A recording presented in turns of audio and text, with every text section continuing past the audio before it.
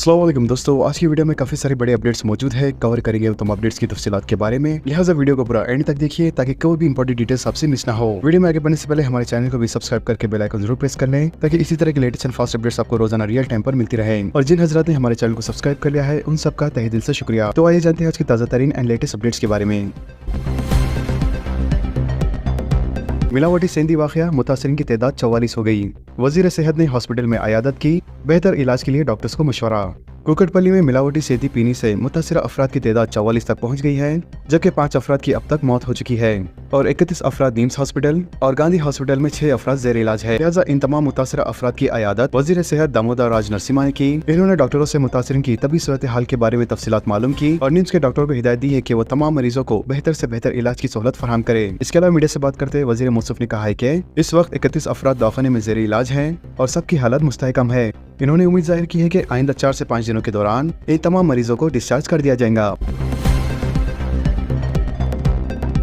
Women's police station का sub inspector रिश्वत लेते हुए गिरफ्तार। गच्चीबोली विमेंस पुलिस स्टेशन के सब इंस्पेक्टर को एंटी करप्शन ब्यूरो के हुक्काम ने आज गिरफ्तार कर लिया। एसीपी के हुक्काम के मुताबिक सब इंस्पेक्टर KY वेणुगोपाल को 25,000 की रिश्वत की रकम कबूल करते हुए रंगे हाथों गिरफ्तार कर लिया गया। बताया गया है कि गच्चीबोली विमेंस पुलिस स्टेशन में बरसर खिदमत सब इंस्पेक्टर ने शिकायत कुनिंदा की वालदा का नाम एक मुकदमे से हफ्स करने के लिए रिश्वत का मुतालबा किया था, जिस पर मुतासरा शख्स ने एसीपी के हुक्काम से शिकायत कर दी और आज सब इंस्पेक्टर को रिश्वत की रकम कबूल करते हुए रंगे हाथों गिरफ्तार कर लिया गया।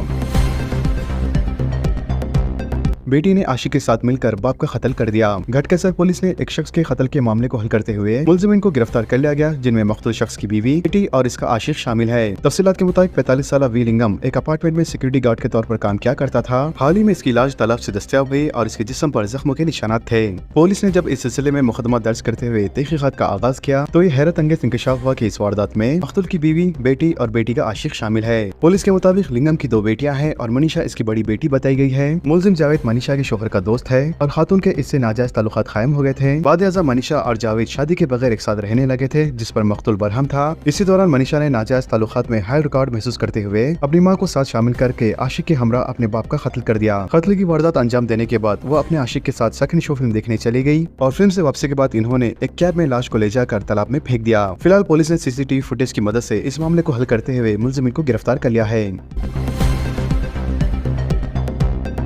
बेटिंग एप्स की तशहीर करने वाले फिल्म अदाकारों और इन्फ्लुएंसर्स के खिलाफ ED की मुकदमात। तेलुगु रियासतों तेलंगाना और आंध्र प्रदेश में सैकड़ों नौजवानों को बेटिंग एप्स अपनी लपट में ले रहे हैं। अगरचे पुलिस की जानिब से कई इकदाम किए जा रहे हैं, फिर भी हर दिन कम से कम नौजवान बेटिंग एप्स में रकम की महरूमी के बाद खुदकुशी कर रहे हैं। लिहाजा इस खतरनाक रुझान को रोकने के लिए हाल ही में तेलंगाना हुकूमत और पुलिस ने हरकत में आकर बेटिंग एप्स की तशहीर करने वाले फिल्म अदाकारों और इन्फ्लुएंसर्स के खिलाफ मुकदमा दर्ज किए, जिसके बाद इन अफराद को नोटिस भी जारी किए गए। ताहम कुछ दिनों से इन मुकदमात में कोई खास पेशरफत दिखाई नहीं दी। अब ताज़ा तरीन इत्तलात के मुताबिक इस मामले में इन्फोर्समेंट डायरेक्टर यानी ED ने मुदाखलत की है। माज़ी में हैदराबाद और सबराबाद में बेटिंग एप्स की तशहीर से मुताल्लिक दर्ज मुकदमात की बुनियाद पर ED ने 29 अफराद के खिलाफ prevention of money laundering act के तहत मुकदमा दर्ज किए हैं। ज़राए के मुताबिक ED हुक्म जल्द ही इन तमाम अफराद के बयान रिकॉर्ड करने वाली है, जिसके पेश नजर बेटिंग एप्स की तशहीर में मलूस फिल्मी शख्सियत के हल्कों में एक बार फिर बेचैनी का माहौल पैदा हो गया है। बैरूनी रियासतों में हैदराबाद साइबराबाद क्राइम पुलिस का खुसूसी ऑपरेशन। 453 मुकदमात में मलूस 25 धोखेबाज गिरफ्तार, 3 करोड़ से ज्यादा रकम की वापसी। साइबराबाद क्राइम पुलिस हैदराबाद की जानिब से जून के महीने में बैरूनी रियासतों में खुसूसी ऑपरेशन अंजाम देते हुए 25 अफराद को गिरफ्तार कर लिया है और साथ ही धोखे से लुटे हुए 72 लाख रुपए की रकम मुतासिन को वापस लौटा दी गई और नेशनल लोक अदालत में 64 मुकदमात में 3 करोड़ से ज्यादा रकम की भी वापसी हुई। इसके अलावा साइबर क्राइम पुलिस ने मुल्क गैर सतह से 25 धोखेबाजों को गिरफ्तार किया, जिनके खिलाफ जुमला 453 मुकदमात दर्ज थे, जबकि इनमें से 66 मुकदमात रियासत तेलंगाना में दर्ज बताए गए हैं। इनके कब्जे से 34 mobile phones, 20 cheque books, 17 debit cards, 8 SIM cards, 16 bank passbook और नकद रकम 1 लाख रुपए जब्त कर ली गई। इसके अलावा पुलिस ने शहरों को मशवरा दिया है कि फर्जी सरमायाकारी ग्रुप से चौकस रहें। अगर कोई खुद साख्ता CBI, RBI, customs, cyber police या अदालत के नाम से वीडियो कॉल करके धमकियां दे तो बिल्कुल भी खौफजदा न हो, क्योंकि कोई भी सरकारी अदारा इस तरह ऑनलाइन कॉल करके तहकीकात या गिरफ्तारी की कार्रवाई अंजाम नहीं देता। तेलंगाना काबीना के 18 इजलासों में 321 उमूर पर फैसला।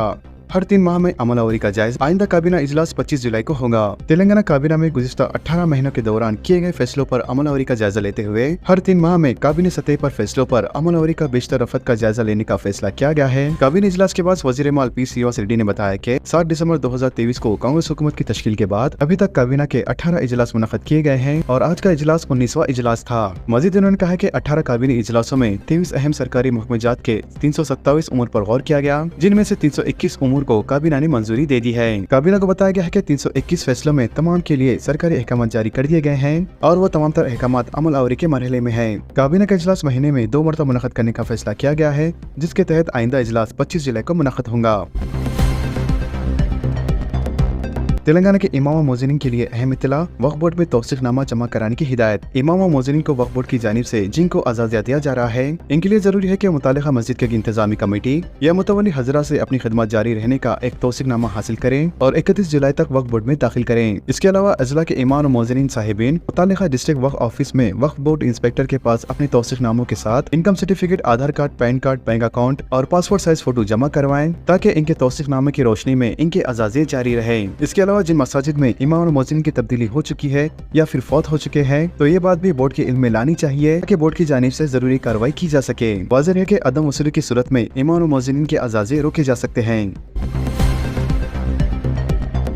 शहर में इंदिरा कैंटीन से 5 रुपए में नाश्ते की स्कीम, जल्द शुरुआत का इम्कान। बल्दिया सालाना 15 करोड़ से ज्यादा का खर्च बर्दाश्त करेंगी। शहर में इंदिरा कैंटीन के जरिए शहरियों को 5 रुपए में दोपहर के खाने की स्कीम के बाद अब 5 रुपए में नाश्ता स्कीम शुरू करने के इकदाम किए जा रहे हैं। लिहाजा ग्रेटर हैदराबाद म्युनिसिपल कॉर्पोरेशन की जानिब से इस स्कीम पर अमल की सूरत में सालाना 15 करोड़ 33 लाख रुपए का खर्च आएगा। तफसीलात के मुताबिक इस स्कीम पर जल्द अमल का आगाज किया जाएगा और नाश्ते में इडली, उपमा, वड़ा, पूरी और दीगर अशिया की फरहमी भी अमल में लाई जाएंगी। इसके अलावा शहर में मौजूद 150 इंदिरा कैंटीन में इस स्कीम के अखराजात पर कहा जा रहा है कि 19 रुपए में तैयार होने वाले नाश्ते के लिए जीएचएमसी की जानिब से 14 रुपए अदा किए जाएंगे, जबकि 5 रुपए इस्तिफादा कुनिंदगान से वसूल किए जाएंगे। वाज़ेह है कि इंदिरा कैंटीन की तामीर और ताज़ीम के तौर पर 60 मराकिज़ की निशानदही की गई है, जबकि इन मराकिज़ के लिए भी 11 करोड़ 29 लाख रुपए खर्च किए जाएंगे। साथ ही साथ 13,75,000 के खर्च से मजीद और 11 इंदिरा कैंटीन कायम किए जाएंगे। बल्दिया हैदराबाद के इस मंसूबे पर अमल को यकीनी बनाने के लिए 3 करोड़ रुपए इस माह के आखिर में जारी किए जाने के इम्कानात है, जबकि अगस्त के पहले हफ्ते में मजीद 4 करोड़ की इजराई अमल में लाई जाएंगी। शहरियों के लिए नाश्ते की स्कीम पर कहा जा रहा है कि